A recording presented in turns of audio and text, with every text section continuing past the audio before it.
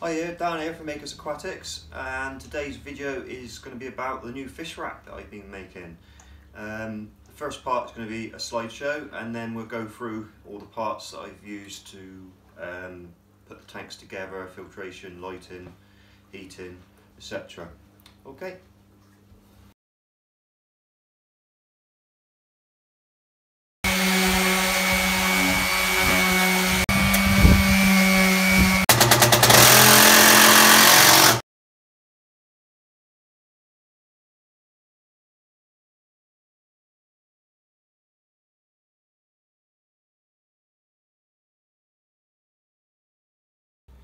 All my water changes I've been doing on this tank, I've been pumping them straight into my new fish rack. So this tank's been getting daily water changes, so the fish have been loving it in here and also getting quite a bit of growth.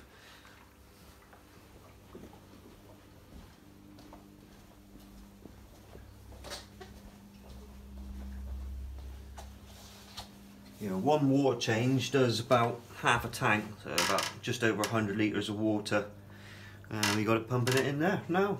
Right, so I've got two of the filters working, the top one and the bottom.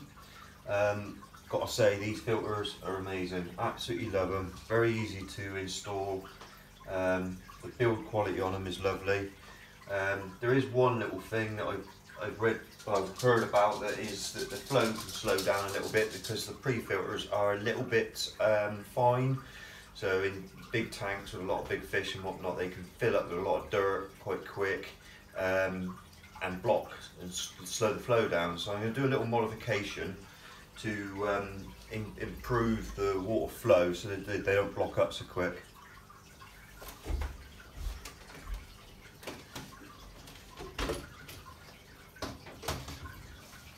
So this is the pre-filter, and that's how easy it is to get out the CANISTER filter. So when you want to clean your filter, you haven't got to take it all apart every time. You can just clean this bit, which is like where most of the waste is going to be. You just push these two little clips in on the inside here, and on here you've got 4 little sponges, and these are the ones that are quite fine. I do believe that now they've brought out some more coarser ones, which I should probably upgrade to later on. Yeah, so I'm just going to remove all of these sponges and then get to the little pipe that's in the middle, which is where the water gets sucked up through. And as you can see, that just pulls out like that.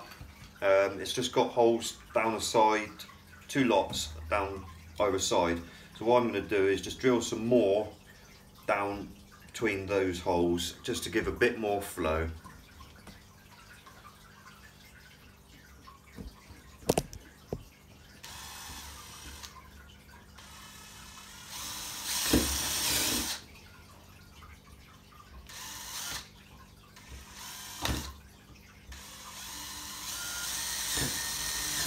It is a little bit tricky on a round pipe to get drilling, and you've got to be a bit careful with it.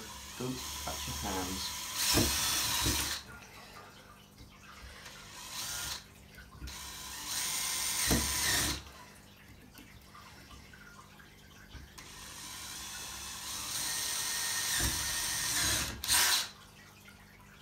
There we go. So clear them burr bits off, and we've got a lot more room for flow to go through the sponges.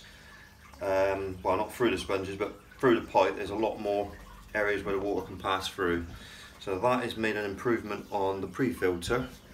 Pop them all back on. Like I said, I probably will upgrade to the coarser ones because I don't want to be in here every week cleaning the pre-filter. But I might not find it that dirty because I am only keeping, you know, 6 or 7 plex in each tank. So that's that back together, and that clips in there like that. That's how easy that goes together.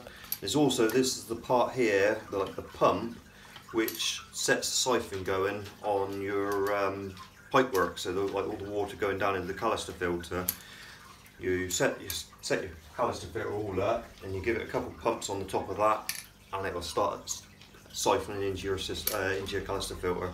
And literally, I 1 or 2 pumps, and it was like both of them were siphoning straight in. It was a very strong pump, which is better than a lot of the little pumps you get on some of the other brands on the market. So yeah, that's a little modification done on the pre-filter. I'm going to take the canister filter off now and start loading it up. I'm going to change some of the media that you get with it for some of the stuff that I think I want to use, and I'll explain why. Right, I've removed my canister filter from the aquarium, disconnected the pipework, which would be in this area here, which is just a case of unlocking that one there, and then the pipework comes off. Take the pre-filter out, you literally unlock that one, and you can't undo the pre-filter before you've unlocked the pipework. And what that does is sets the non-return valve, so you don't have water siphoning out onto your floor going everywhere. So it's another nice little safety feature, making sure that you can't undo the thing in the wrong manner. So yeah, pre-filter comes out, we know all about that, we've just done a little chat about that. And then you've got 4 clips. 1, 2, which is, what's going on? Handle's got to be upright. There we go, another little safety feature. Handle's got to be upright to be able to undo those. 4 clips. You've got the built-in heater on this one. You can have it with or without, you don't need it. But it's a nice way of doing it, so you've got less in the aquarium in the way. Some plex don't like breeding with heaters that are switching on and off on the thermostat, clicking in and out. So yeah, remove that part. That's the head of the filter. Place that down, and then we'll start taking out the trays, and we'll show you what we've got. So we have got 3 large trays and 1 small one. So the 1 small one, which will be the last one, is at the top. I'm going to leave that one in. These 2 blue ones I'm going to change up for something different. We know the water goes through the pre-filter first, so I don't see the need for too much more sponge in the bottom before the biological. So that one and that one I'm not going to use. The Helix, which is in the bottom, which is like another form of biomedia, deals with your nitrites. Not so good for nitrates, but it certainly works for your nitrites, so I'd leave that in the bottom. The water will go through that one first, so I'll place him back in the canister filter. I mean, Helix is a bit like K1, but it's actually got more surface area than K1, and in a lot of cases you fluidise it, but in here it's just sat as a surface area for bacteria to grow on. So that one's going to go in the bottom, and then I'm going to put my biomedia that I've had maturing, which we spoke about in the last video. The biomedia, which is what's it called again? Max Spec Bio Spurs or something, which is a super product because it's got a really porous surface area. And I'm just going to lay these all in this tray here. I've got this all in the other 2 filters as well. And I'm just going to pop that in the bottom. And this will deal with the nitrates because of the anaerobic bacteria that you'll get growing in the pores of this stone, which you won't get in Helix or on sponges. So yeah, that's why I'm pulling this up here in this tray, because we do want to complete the whole nitrogen cycle. We don't want to just get rid of ammonia into nitrite. We want to take it right down to nitrogen gas and deplete it out of the tank. We do not want any high levels of nitrate. So that one goes in next. And then the other tray, which is over here, there we go. I'm going to be putting some C-Chem denitrate, which is another biomedia, but it's got like a feed to the, it's got like a carbon source, like a feed to the bacteria. So once they get triggered in there, they will actually feed, multiply, and produce more bacteria a lot quicker than some of the other medias on the market. So for setting a filter up, it's quite a good one because it's going to kickstart it a bit quicker. I'm literally just going to lay that in this tray.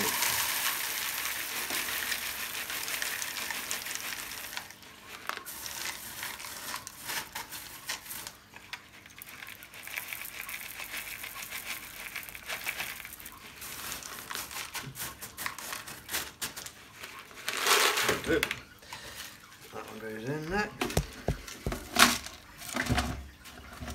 Make sure they all sit down nice. And like I said, the last one will just be the fine sponge on top, which would be just like a polisher if anything does get through all that, through the pre-filter. This will catch it on the way out, so that'll be the last one that the water will pass through. That sits in there, and then you put the head back on. Heater lines up with that hole in the trays. Make sure you don't trap any of the cables on the way in.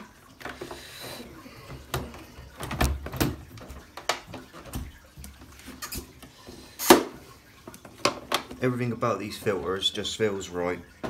It's nicely built.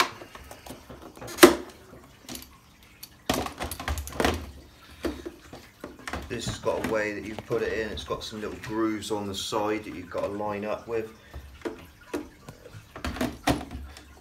Just make sure that the valves sit the right way inside.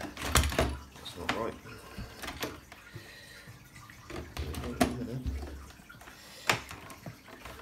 So, yeah, handle down, and we'll just plumb this back in. You follow me.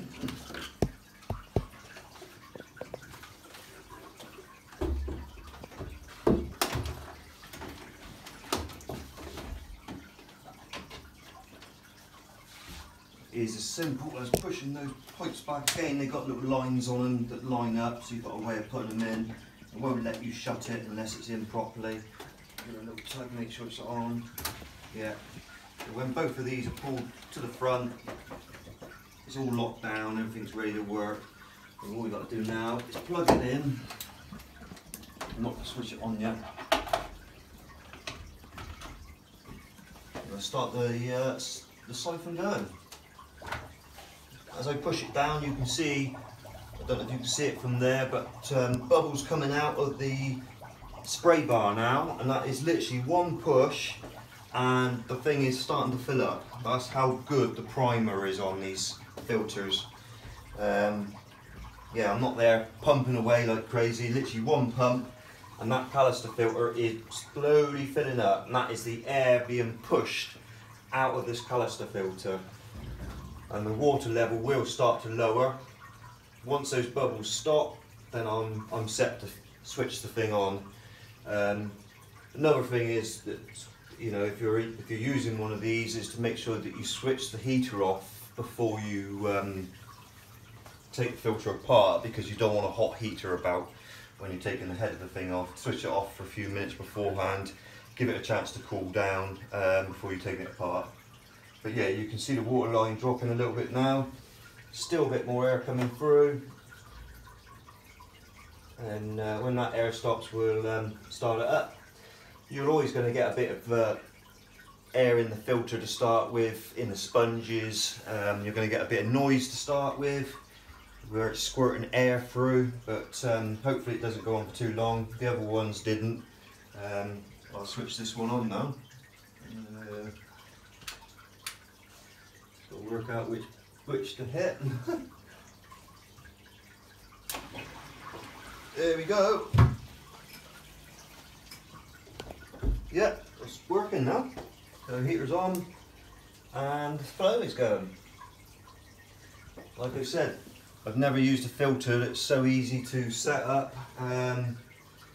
Even the pipes go on, little locking screws that lock the pipes down. It all just works so nicely. OASE really have gone to town on these filters. For their first filter that they've ever made for an aquarium, they're really, really good.